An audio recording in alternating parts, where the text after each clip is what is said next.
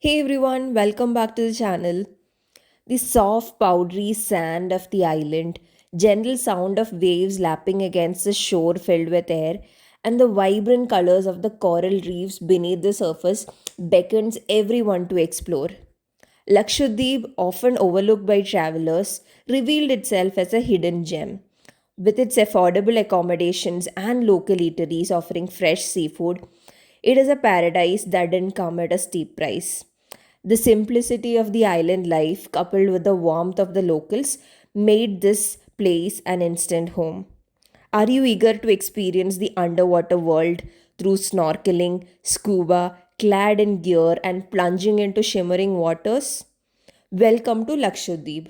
Lakshadweep is truly a paradise and it is not entirely easy to get here. It has a group of 36 islands, out of which tourists can only stay on 5 islands. The entry to Lakshadweep is restricted and entry permit is compulsory to visit these islands even for Indians. So, through this video, I am going to take you through the must do steps to ensure safe entry to Lakshadweep. Due to its isolated location, Lakshadweep is not accessible by road. You have to either take a ferry that takes you from Kochi to Lakshadweep or you can travel by air.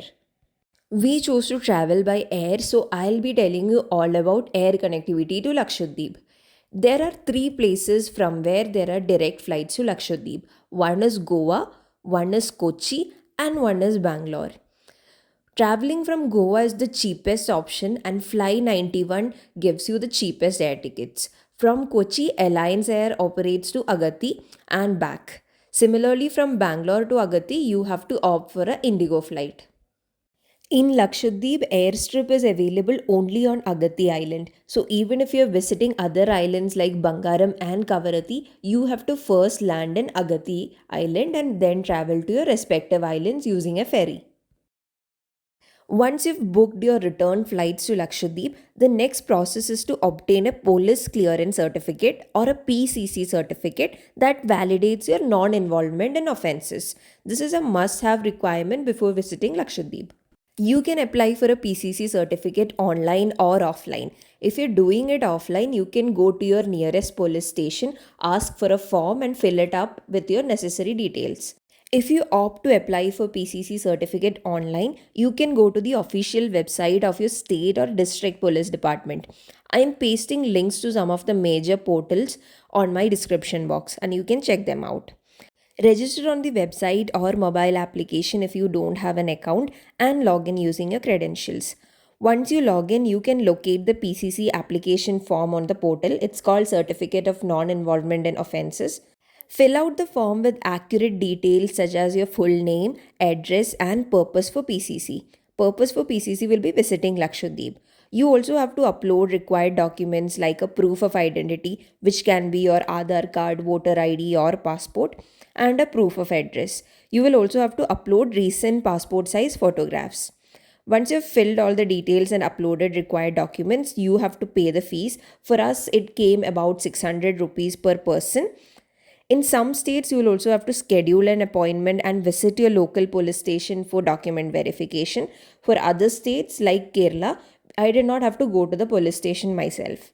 Once the police does background check and ensures that there are no criminal records against you, they'll issue a non-involvement of offences certificate. The process typically takes about a week, but make sure you do this in advance to avoid any delays.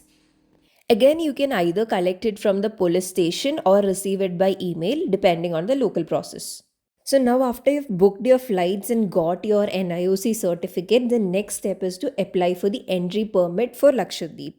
You can visit the Union Territory Administration of Lakshadweep online portal to obtain your entry permit to Lakshadweep.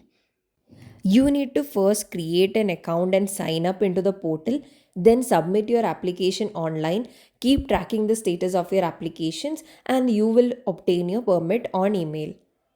Because we are not used to these process of obtaining NIOC permit etc, I would highly recommend you go with a travel agency, and much better if you go with a travel agency that is based out of Lakshadweep.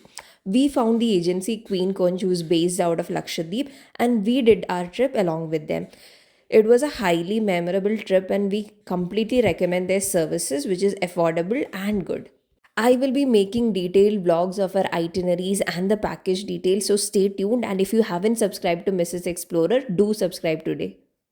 Yay! We've completed all processes and we are all set to travel to Lakshadweep.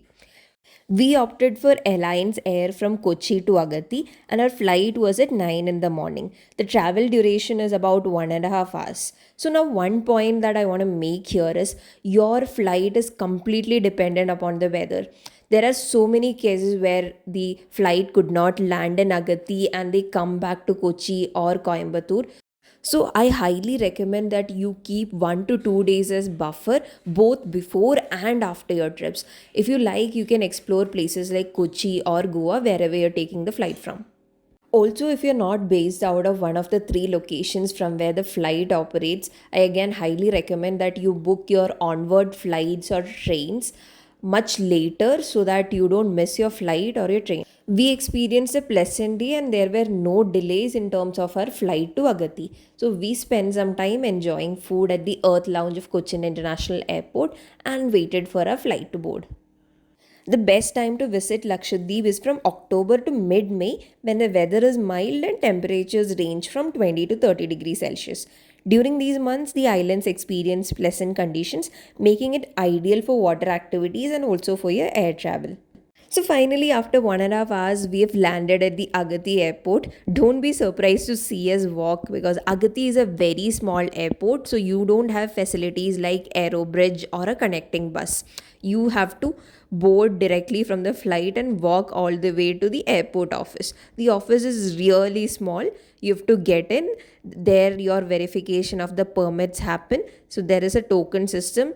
So try to go as soon as possible so you get one of the earliest tokens, and based on your token number you are asked for verification and called for verification. So this is the arrival terminal. We went inside, collected our token and waited for our turn to verify documents.